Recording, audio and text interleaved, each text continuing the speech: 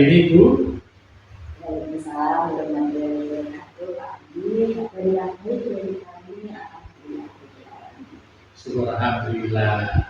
Saya sering melihat story Ibu baik dari medsos yang ada di sekolah Ibu itu sangat menarik sekali, itu luar biasa.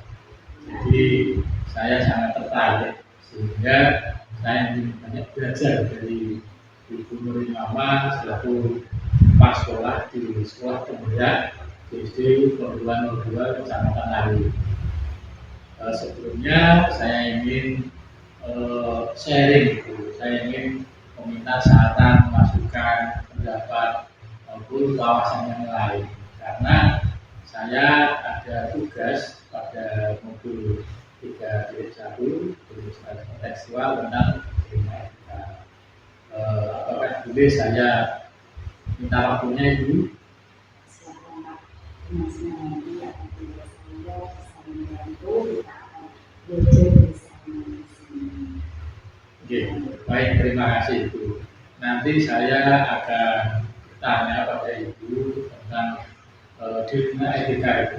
Ini perlu saya sharing kepada Ibu. Saya yakin Ibu ini pasti banyak lebih tahu dari saya, sehingga saya membutuhkan ya ide-ide, saran dan masukan dan pengetahuan yang Ibu alami selama ini terkait dengan dilema etika. Yang pertama, selama ini bagaimana Ibu dapat mengidentifikasi kasus-kasus yang merupakan dilema etika atau rujukan moral itu? Dilema etika biasanya terjadi karena adanya dua kepentingan yang berbeda. Nah, biasanya terjadi di sekolah, gitu deh. Nah, ini memicu terjadinya isu atau bahan diskusi pembicaraan antara unsur-unsur yang ada di dalam sekolah, gitu. Nah, ini bisa menjadi referensi yang meluas kemana-mana, yang apabila kita tidak segera menyelesaikan itu akan menjadi masalah yang berkepanjangan. Nah, oleh karena itu ketika ada dilema etika, kita sebagai kepala sekolah itu harus segera melakukan klarifikasi dan konfirmasi terhadap aktor-aktor yang terlibat dalam dilema tersebut. Kemudian kita tentu saja akan melakukan komunikasi, gitu ya. Kemudian koordinasi dan akan memutuskan yang terbaik yang bisa diambil dari kasus tersebut, tentu saja dengan meminimalkan dampak negatif dan memaksimalkan dampak positif dari kasus tersebut. Super sekali, Bu. Jadi memang komunikasi itu sangat penting sekali supaya sama-sama biar bisa tidak ada kesalahpahaman gitu.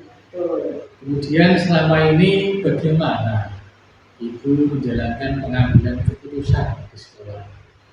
Nah, Ibu terutama untuk kasus-kasus di mana ada dua kepentingan yang sama-sama benar atau sama-sama mengandung nilai kebajikan. Baik Pak Andi, langkah-langkahnya ya, yang pertama itu biasanya kita tadi mengklarifikasikan kasus itu seperti apa. Kemudian kita yang kedua itu mengkomunikasikan terhadap pihak-pihak yang terkait, gitu. Dan kita harus juga mencari referensi, mencari sumber yang memperkuat ide-ide kita tersebut supaya ketika kita mau mengambil keputusan itu tidak bertentangan dengan peraturan atau norma yang berlaku di masyarakat. Dan kita juga harus mengkomunikasikan dengan memangku kepentingan yang ada di sekolah tersebut. Itu kan. Sungguh bijaksana sekali. Kemudian langkah-langkah atau prosedur seperti apa yang biasanya Ibu lakukan selama ini?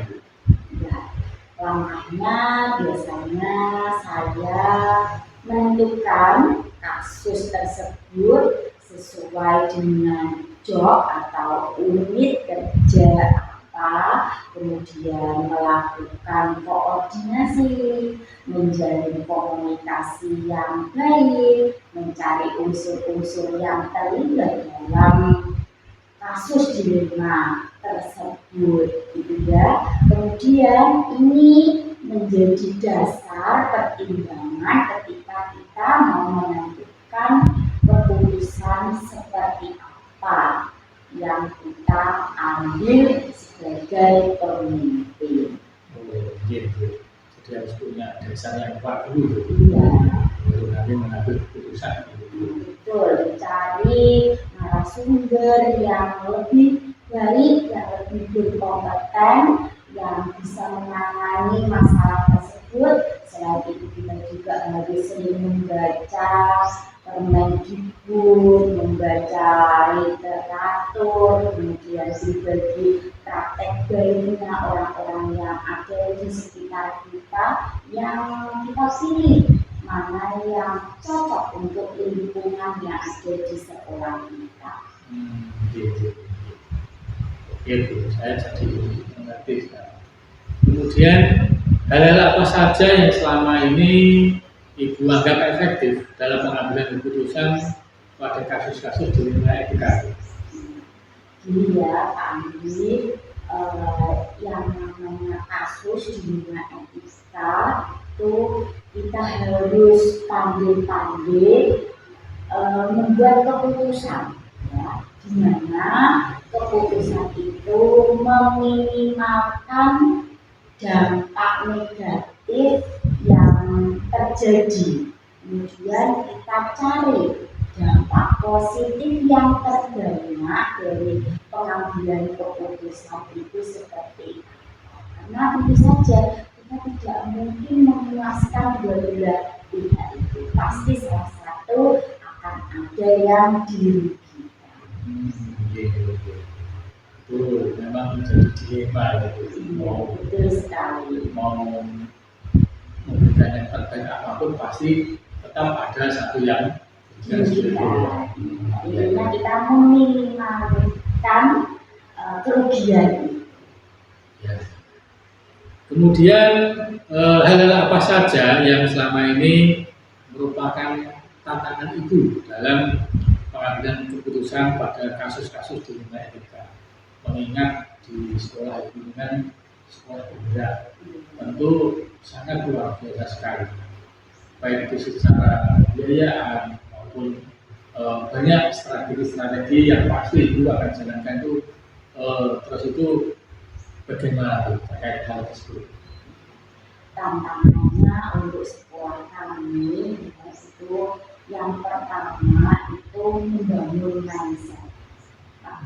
Membangun mindset pada pemangku kepentingan.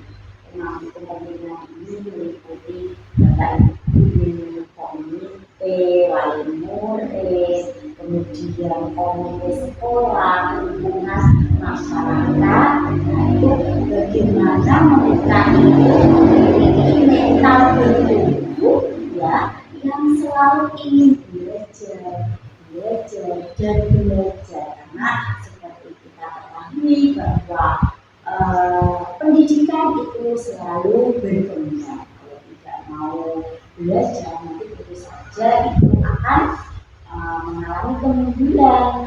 Anak tidak mau belajar dengan maksimal karena mereka merasa bahwa pembelajarannya itu tidak sesuai dengan dirinya sendiri.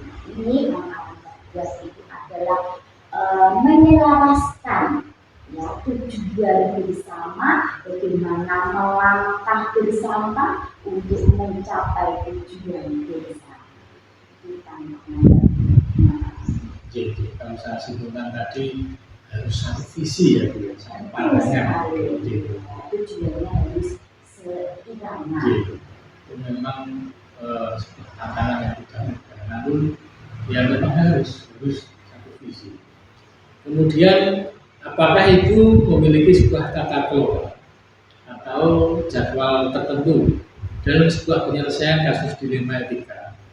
Apakah ibu langsung menyelesaikan di tempat atau memiliki jadwal untuk menyelesaikannya? Bentuk atau prosedur seperti apa yang ibu jalankan? Secara jadwal resminya itu kami tidak punya, tapi kami selalu berprinsip bahwa suatu dilema etika itu harus segera terselesaikan, tidak usah kita undur-undur penyelesaiannya. Prinsipnya semakin cepat semakin baik, tapi tidak usah tergesa-gesa, karena ketika kita tergesa-gesa tentu saja pola pikir kita itu tidak bisa jernih gitu ya, lalu buru-buru sehingga keputusan yang kita ambil itu mungkin saja kurang maksimal. Seperti yang pertama tadi, ketika kita mau mengambil keputusan kan tidak langsung serta-merta saat itu juga, tapi harus mempertimbangkan dua belah pihak itu, harus mengklarifikasikan kasusnya, harus mencari sumber-sumber yang sesuai. Terus kita juga harus melihat norma-norma yang ada di lingkungan kita. Jadi prinsipnya semakin cepat semakin baik, tapi tidak terburu-buru. Oh ya, ini akan saya kenal gitu, dan saya akan termasuk ini sebuah moto yang sangat luar biasa. Kemudian adakah seseorang atau faktor-faktor apa yang selama ini mempermudah atau membantu ibu dalam pengambilan keputusan dalam kasus-kasus dilema etika? Kalau kita mau mencari seseorang atau faktor-faktor yang mempermudah dalam pengambilan keputusan itu sebetulnya tidak ada yang khusus, tapi kita itu harus melibatkan unsur-unsur internal yang ada di dalam sekolah yang saya sebutkan tadi, itu pemangku kepentingan. Jadi pelibatan pemangku kepentingan dalam suatu perkembangan sekolah itu tentu saja sangat penting. Sangat penting. Kita tidak bisa berjalan sendiri tanpa mereka. Membutuhkan kerjasama. Kalau kita didukung oleh seluruh unsur-unsur dalam pemangku kepentingan, maka kita lebih mudah dalam memfokuskan tujuan kita. Kita juga akan lebih mudah mengambil suatu keputusan, terutama yang menyangkut dilema etika. Luar biasa. Baik, memang kita ini kan harus kolaborasi dengan semua stakeholder yang ada supaya bisa tercapai tujuan tersebut. Kata kuncinya itu kolaborasi yang baik. Oh, jadi pasti ini yang saya ingat. Kemudian dari semua hal yang telah Ibu sampaikan, pembelajaran apa yang dapat Ibu petik dari pengalaman Ibu dalam mengambil keputusan dilema etika? Juga Pak Andi, yang pertama kita itu harus memahami konteks permasalahan terlebih dahulu. Ya, konteks permasalahannya harus kita pahami terlebih dahulu. Karena kalau tidak paham, nanti keputusannya bisa tidak bijaksana, gitu ya. Nah, jadi harus memahami konteks permasalahan. Nah, yang kedua, kata kunci lagi, koordinasi dan komunikasi yang baik antara pihak-pihak yang terlibat. Ya, nah ini dua kata kunci. Pahami konteks permasalahan, koordinasi dan komunikasi yang baik. Nah, ini menjadi hal yang harus kita ingat ketika kita mau menyelesaikan sebuah dilema. Baik, super sekali Ibu. Eh, Sekarang saya sudah mengerti, sudah mulai memahami dari apa yang dari pertama sampai terakhir tadi. Alhamdulillah saya sekarang sudah mengerti. Jadi saya ucapkan banyak terima kasih Ibu Sama-sama Pak atas Andi. wawasannya yang begitu luar biasa. Insya Allah ke depan nanti apa hal yang baik yang disampaikan, insya Allah nanti akan saya adopsi untuk saya kembangkan di sekolah di mana saya bekerja. Sama-sama Pak Andi. Eh, Tidak ada gaji yang tak ada, tidak ada manusia yang sempurna. Demikian pula saya gitu. Dalam hal kepemimpinan itu seseorang itu memiliki karakteristik dirinya sendiri. Gitu. Jadi Pak Andi ambil yang terbaik dari saya, buang jauh-jauh yang tidak sesuai dengan kepribadian dengan karakteristik yang ada pada Pak Andi. Gitu. Selalu maju ke depannya, selalu bersemangat menuntut ilmu dan selalu berpikir positif. Ingat, gitu. Semangat, semangat dan selalu semangat. Terima kasih Bu Mama. Hari ini saya merasa seperti apa ya? Seperti tertular semangat yang luar biasa. Jadi terima kasih sudah mengeluarkan hal yang baik, yang positif. Insya Allah nanti saya bisa ya seperti Ibu lah di sini menjadi sekolah yang terbaik di wilayah itu. Untuk itu saya ucapkan banyak terima kasih dan mohon maaf Ibu telah mengganggu waktunya sebentar, dan saya ucapkan banyak terima kasih. Sama-sama Pak Andi, sukses selalu nih Pak Andi. Amin. Assalamualaikum warahmatullahi wabarakatuh. Waalaikumsalam warahmatullahi wabarakatuh.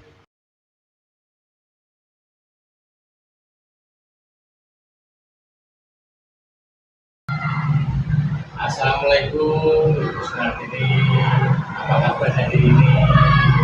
Waalaikumsalam Pak Andi, alhamdulillah sehat dan selalu penuh dengan ridho Allah.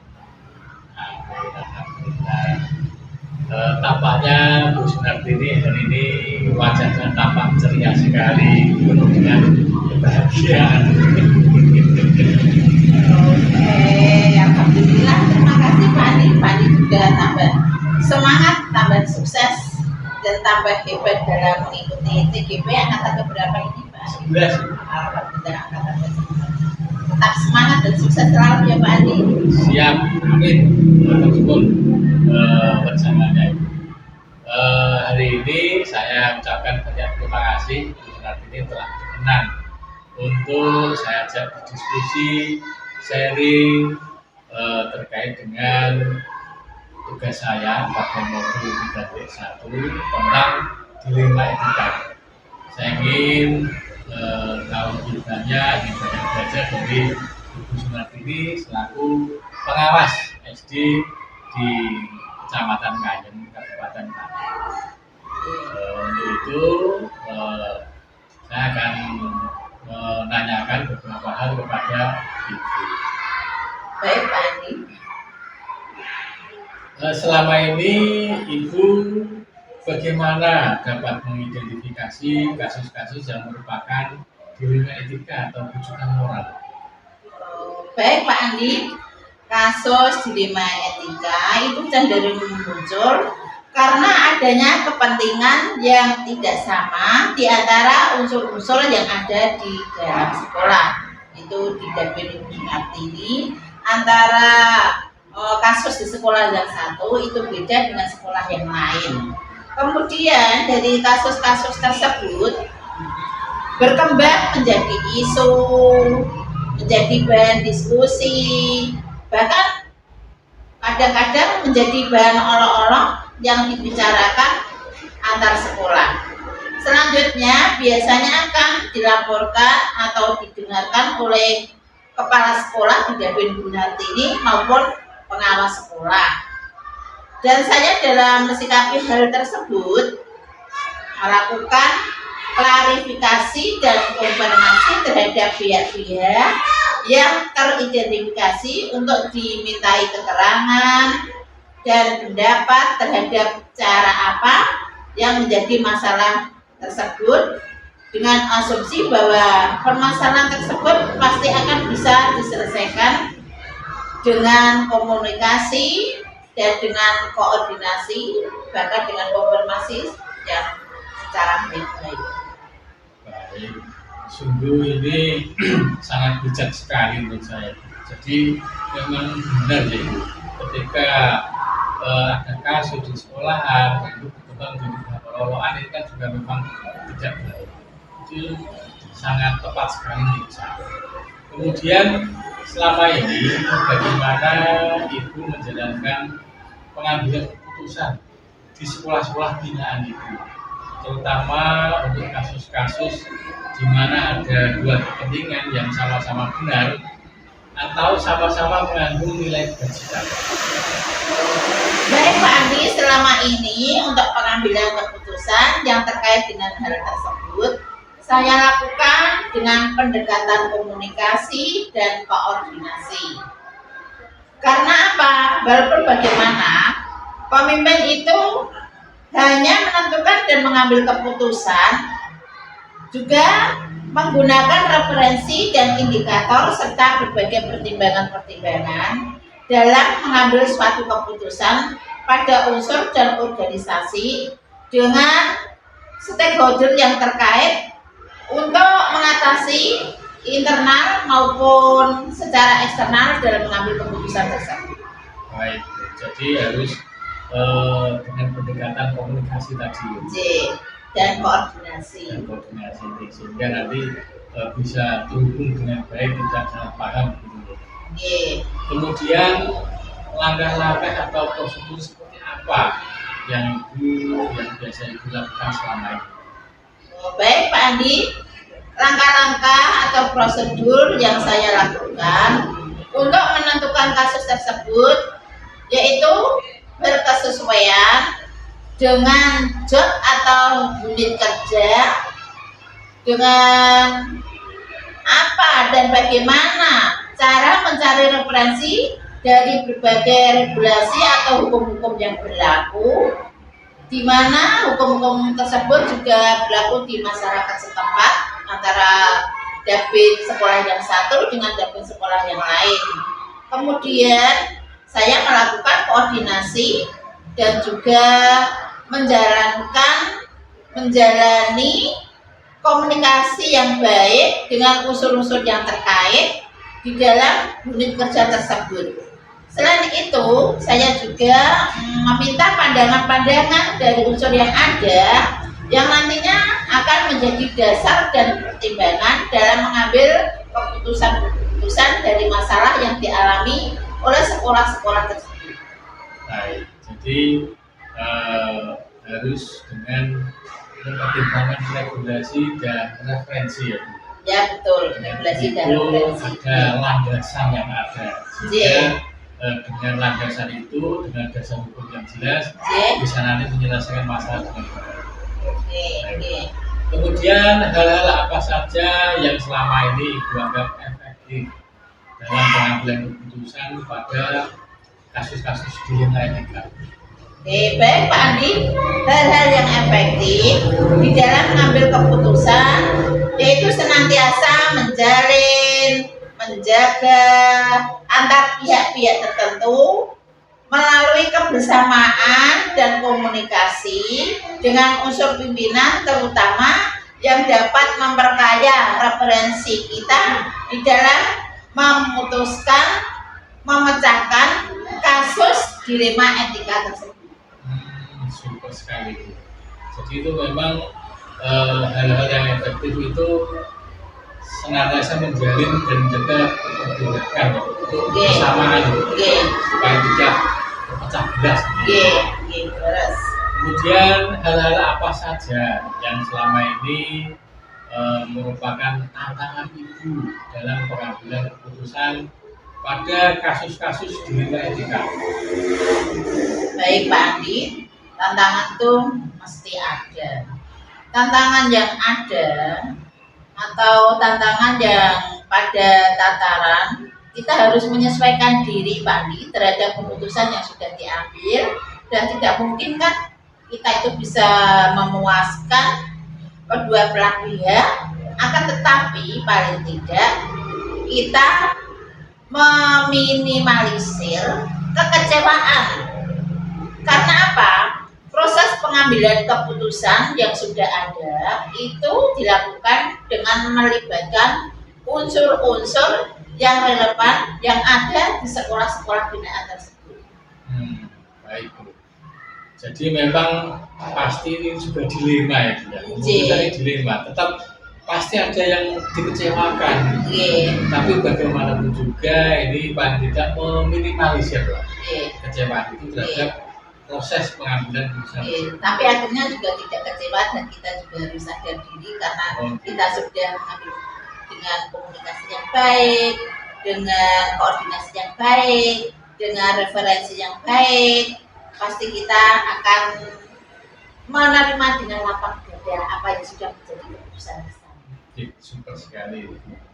Kemudian, apakah Ibu memiliki tata kelola atau jadwal tertentu dalam sebuah penyelesaian kasus dilema etika?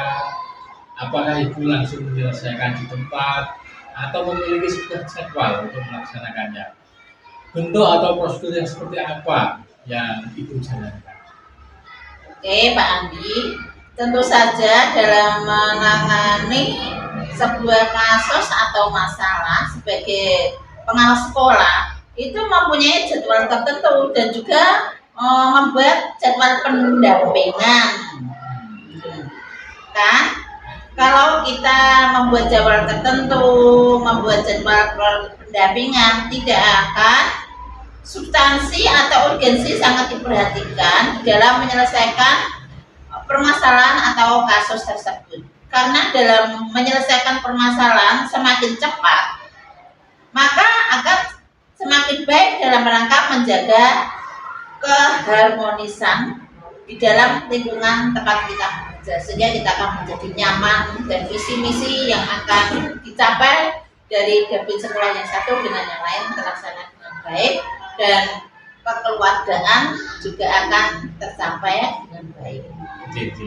Berarti yang saya amati tadi, yang saya sharing itu terletak pada secepatnya ya. Permasalahan itu segera diselesaikan, semakin baik, ya, semakin cepat semakin baik, sehingga menjaga harmonisasi tadi. Betul. Kemudian, adakah seseorang atau faktor-faktor apa yang selama ini mempermudah atau membantu Ibu dalam pengambilan keputusan dalam kasus dilema etika ini?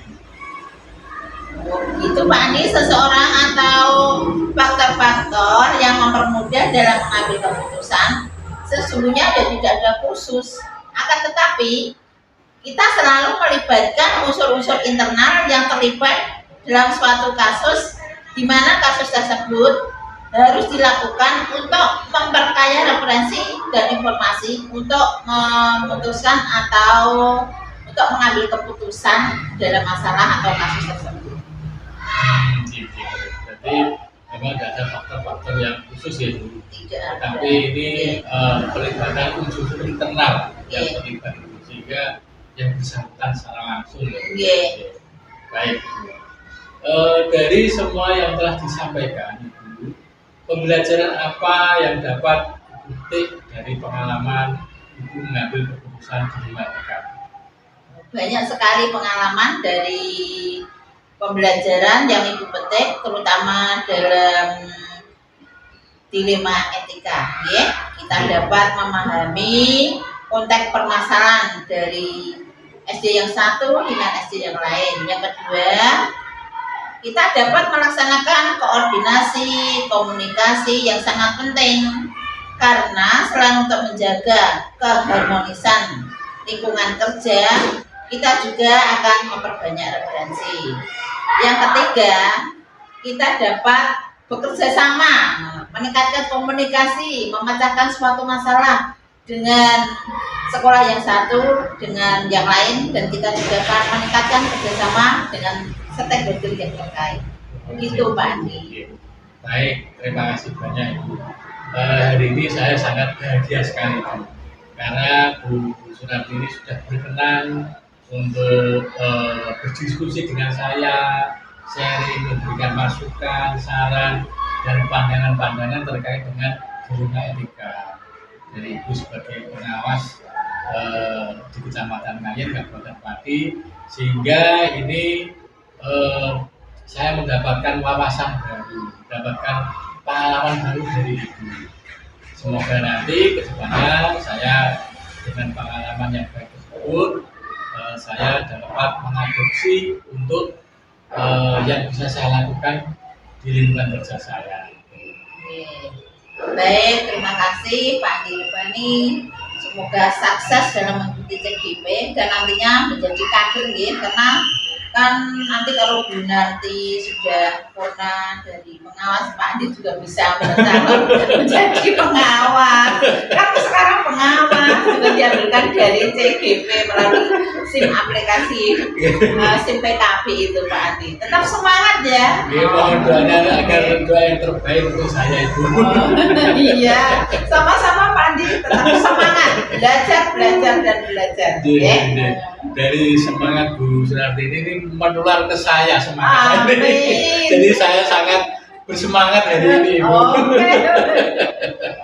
Baik Ibu, saya juga mohon maaf telah mengganggu waktunya. Sekali lagi saya ucapkan banyak terima kasih Ibu, semoga berkah barokah.